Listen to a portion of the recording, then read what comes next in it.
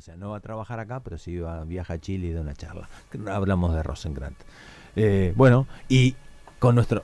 Acá decimos, y siempre lo decimos, con nuestros columnistas es un lujo tenerlos, siempre. Y en este caso Alejandro Otero también, nuestro columnista en economía. Alejandro, ¿cómo estás? Junto a Claudia te saludamos. ¿Cómo estás? ¿Qué tal, Fabián? ¿Qué tal, Claudia? ¿Cómo están? Un gusto Bien, pero saludarlos. muy bien, Alejandro. Hola.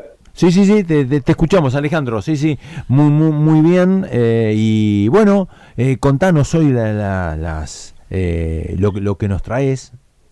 No, hoy me levanté pensando, haciendo un ejercicio de memoria, ¿no? Porque hoy es 1 de julio, se recuerda, se conmemora el fallecimiento de Juan Domingo Perón, ¿no? En ejercicio de su tercera presidencia, un 1 de julio del 74, se extinguía la vida ya grande, viejo y enfermo.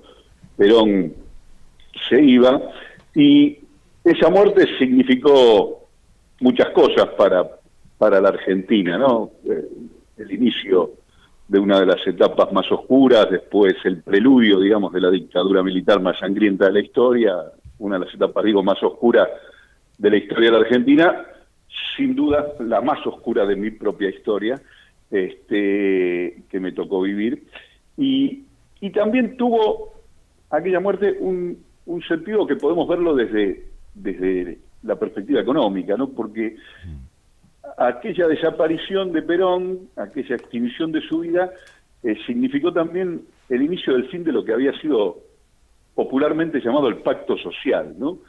Que fue un programa económico, y por eso quería recordarlo hoy, en esta fecha, un programa económico que tuvo resultados extraordinariamente buenos, en un contexto muy distinto, en algún sentido al de hoy, pero también muy parecido en algunos otros, y que es una experiencia social, política y económica de la historia argentina que a muchos no les gusta recordar, pero que conviene traerla cada tanto a la memoria para ver si tiene para aportar, para iluminar al presente. Por ejemplo, a Cristina le gusta recordarla, ¿no? Ella la cita en su último libro, y cada tanto la menciona, y la menciona porque fue una solución creativa para enfrentar problemas que de algún modo se parecen al presente. A ver, ¿qué fue el Pacto Social? El Pacto Social es un alias, ¿no? En realidad fue lo que se llamó Acta de Compromiso Nacional para la Reestructuración, la Liberación Nacional y la Justicia Social. Fíjate qué título, ¿no? Ajá.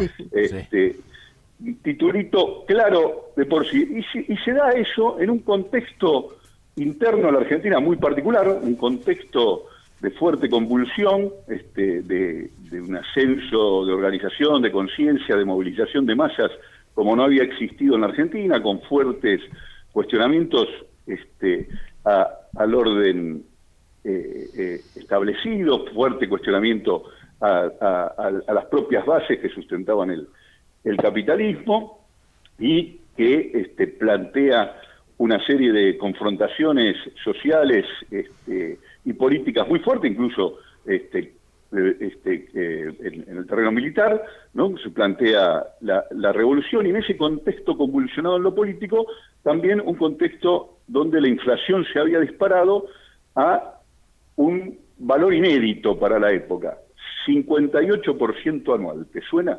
Y la proyección era 70% para el año. Por otro lado, un contexto externo también muy particular. La Argentina había tenido cosecha récord y los precios de los exportables argentinos se habían disparado. ¿Te suena con el presente? Ajá. Sí. Había Sí. un incremento de los precios de los exportables argentinos, pero también se había dado lo que llamaba la crisis del petróleo, que había significado un incremento del barril del crudo a partir de las acciones de la OPEP, y que tenía un impacto generalizado en los costos y en particular de la energía. ¿Te suena, digamos, con el presente? Sí. Entonces, había la Argentina tenía un desempleo por entonces considerado inaceptable, del orden del 7%, y había un retroceso enorme de los trabajadores en la participación, en la distribución del ingreso, que habían caído por debajo del 40%. Cualquier parecido con la realidad es pura coincidencia. O sea, cosas muy diferentes, sobre todo en lo político, y en lo económico, un escenario que en los indicadores era parecido. Entonces, en ese contexto convulsionado y muy complicado en lo económico, Perón bendice la propuesta del que iba a ser su ministro de Economía, José Bergelbar, que era un empresario nacional, y se firma esta acta, compromiso conocido como Pacto Social, entre Rucci, por los trabajadores, José Ignacio Rucci, Julio Bronner, por los empresarios agrupados en la Confederación General Empresaria, y por el gobierno Gelbar, ¿no?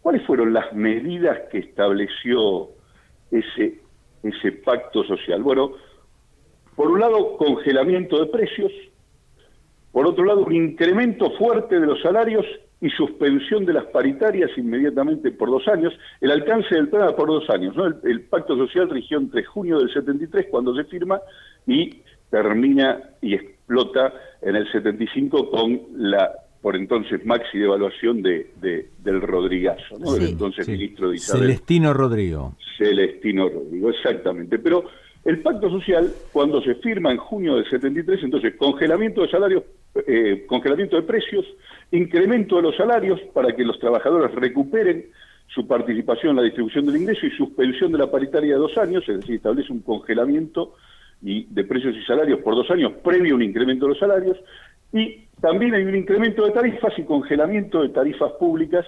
En aquel momento, recordemos que hay una gran los servicios eran estatales, ¿no? De comunicaciones, de agua, de energía. Se impulsa una reforma tributaria que, entre otras cosas, va a introducir el IVA que hoy conocemos, pero otros gravámenes que fueron desapareciendo, como el impuesto a la renta potencial de la tierra, ¿no? Y planteaba la expropiación de las tierras ociosas. Claro. Exactamente.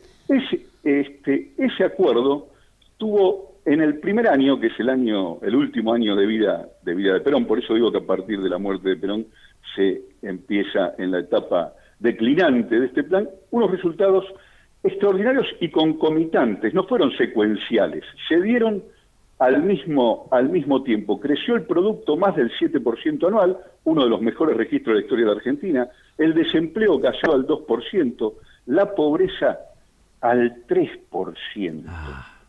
Se incrementaron las exportaciones, las reservas, y cayó la inflación. Y esto no lo dicen solo los economistas del campo popular, esto lo decía en la época, y lo citaba Guido Ditela, el propio Roberto Aleman, es decir, que el consenso sobre los resultados positivos del pacto social en aquel contexto tan particular de la Argentina, con cosas, insisto, tan diferentes, pero otras tan semejantes a la de ahora, fue muy, pero muy exitoso. Por eso, los que los cuestionaron de entrada, por supuesto, ¿quién sino?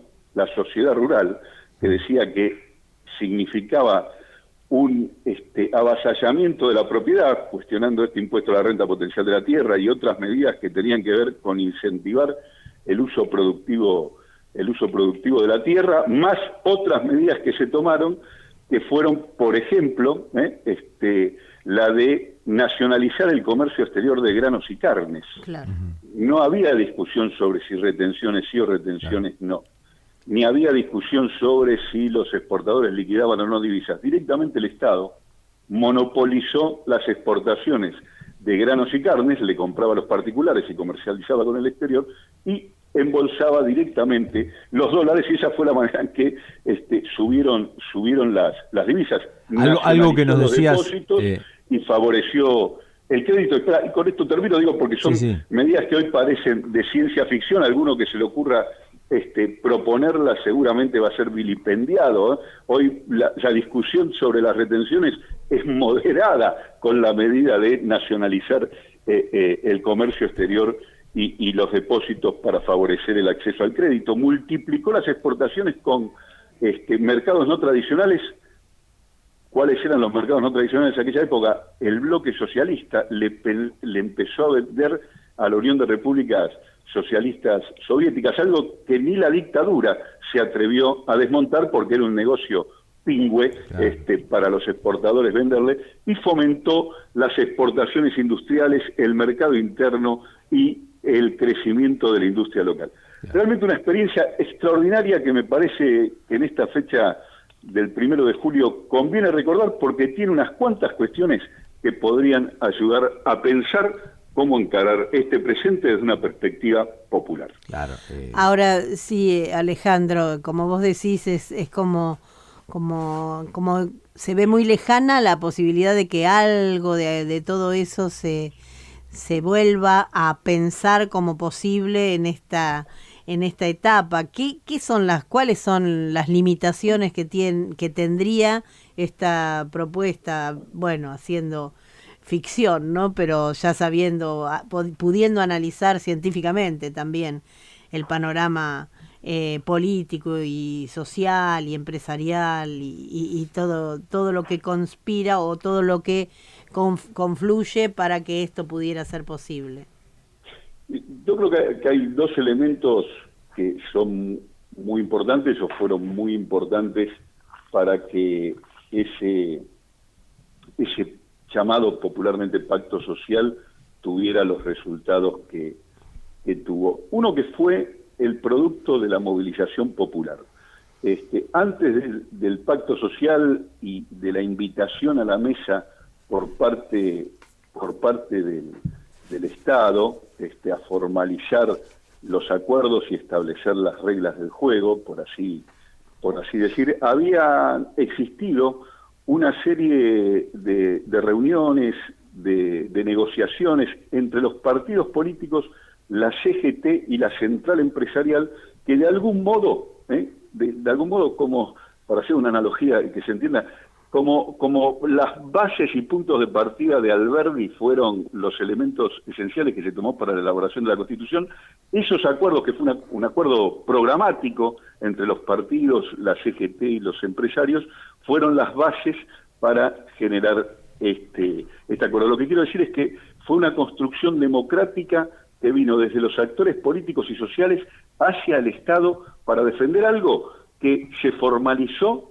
en una mesa con la firma de los actores, pero que ya estaba suficientemente construido. Es decir, que había un involucramiento, una movilización, una convicción de los actores muy, muy, muy importante, y una aceptación de que fuera el Estado aquel que hiciera cumplir los acuerdos cuando alguien se extraviaba en el camino acordado, ¿no? Aquella frase famosa de Perón cuando bendice este acuerdo y dice: esto o lo arreglamos entre todos o no lo arregla nadie.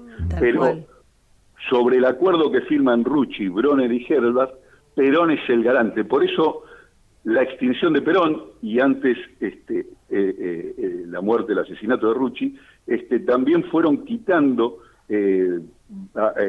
elementos, actores para la continuidad del plan y de sus resultados, y por supuesto los sectores que creían que tenían mucho para ganar combatiendo a esta política, porque recordemos también que esos años son los años en que en el mundo se cuecen las aguas donde va a nacer el neoliberalismo, tal cual, ¿no? Los acuerdos y los consensos de Washington, que implican no solo un cierto consenso para ciertas medidas económicas liberalizadoras que nada tenían que ver con el pacto social, que lo cuestionaban, sino que básicamente lo que significa el surgimiento del neoliberalismo es la ruptura del pacto social histórico que había hecho posible cierto desarrollo del capitalismo y del Estado durante más de 3 décadas a partir de del fin de la Segunda Guerra Mundial, y que ya los sectores dominantes no estaban dispuestos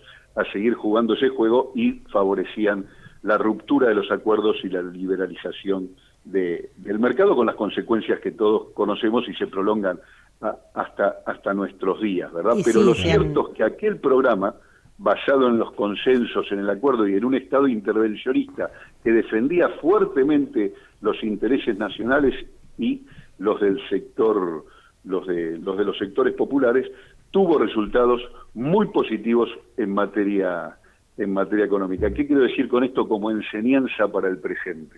Claro. No es cierto que el Estado y los acuerdos no son capaces de resolver los problemas que genera el mercado. Lo que es cierto es que el mercado no es capaz de resolverlo y que cuestiona las políticas que el Estado es capaz de llevar adelante de manera exitosa, como lo fue en su momento el pacto social de Gelbar, Brener y Rucci, en nombre del conjunto de la sociedad y liderado, respaldado y garantido por Juan Domingo Perón, de quien se conmemora un año más de su muerte en el día de la fecha. Alejandro, perfecto, pero además uno entiende por qué en el año 76, después llega la dictadura más cruel, más cruenta, más sangrienta, más asesina de nuestra historia, pero que también la pata política estuvo ahí, ¿no? Que no era un militar, sino José Alfredo Martínez de Hoz, el ministro de Economía. Absoluto y totalmente, y una de las cuestiones que trató de enterrar y de desterrar al olvido rápidamente la política de Martínez de Hoz fue justamente el pacto social, porque bueno, ustedes son muy jóvenes, pero yo que era en aquel momento era un adolescente, recuerdo perfectamente los cuestionamientos al pacto social, que ¿qué se decía? A ver, por ahí te suena, ¿no? Un artificial congelamiento de precios, un desincentivo a la inversión, un atropello a la propiedad, una política que nos aislaba del mundo y cosas por el estilo que se han seguido repitiendo hasta el presente como un sonsonete que lo que busca en realidad es opacar el éxito que tuvo una medida como aquella. Ajá, bueno, Alejandro, te agradecemos muchísimo, pero creo que somos de la misma edad. Seguramente tus conocimientos, no, sin duda, sobre todo... Sin duda, no. Ustedes son más jóvenes, no vivieron aquella época. Alejandro, sobre todo tus conocimientos en la parte económica y en todo, porque esto no es un análisis fuera de la economía. Lo decimos una vez más, seguramente Claudia, todos los compañeros, compañeras, los oyentes han disfrutado de este gran análisis. Decime de nuevo, ¿cuál era la desocupación allá en el año 1975? Yo sabía que era bajita, pero ¿cuánto era, Alejandro? La desocupación en aquel momento que se consideraba un problema, había llegado al 7%, y en un año bajó del 7 al 2, un poquito más del 2%. Sana envidia, en un año, ¿no? ¿Cómo? Sana envidia. Claro. Pero si te dicen, ¿dónde firmamos? Sí, ya, firmás, ahora. ¿no? Ahora. Sí, y Alejandro, yo te quería consultar porque también se habló en esa época del empate histórico, ¿no? Es decir, justamente más allá de porcentajes y de números, lo que había efectivamente era digamos, una proporción para los trabajadores y una proporción para el capital que distaba de cualquier otro momento histórico. O bueno, o por lo menos no de reciente para acá y reciente para allá. Bueno, justamente una de las cuestiones que se discutía, lo que se entendía como una de las dimensiones ineludibles de la justicia social, era el 50-50, es decir, que los trabajadores tuvieran una participación del 50% en la generación de la riqueza, y eso era explícitamente uno de los objetivos del pacto social, y de hecho al momento de la muerte de Perón había recuperado casi al 47% de la participación en la distribución del ingreso, viniendo desde varios puntos por detrás. Recordemos que la historia previa de la Argentina, y eso explica mucho del pacto social, tiene que ver con una historia donde el peronismo había estado proscripto 18 años, la resistencia peronista luego es parte de ese movimiento de masas, y son las movilizaciones populares las que le arrancan al final de la dictadura de Onganía, ya sin Onganía, con Lanusse, la vuelta de Perón y las elecciones libres, que se llamaban justamente elecciones libres porque las anteriores no lo habían sido. 18 años de proscripción. Del peronismo. Claro, exactamente. Lo hablamos al comienzo. Alejandro, un gusto. Qué suerte, ¿sabés que te voy a decir una cosa? Fuerte acá, Claudia, seguramente me va. Qué suerte que soy peronista.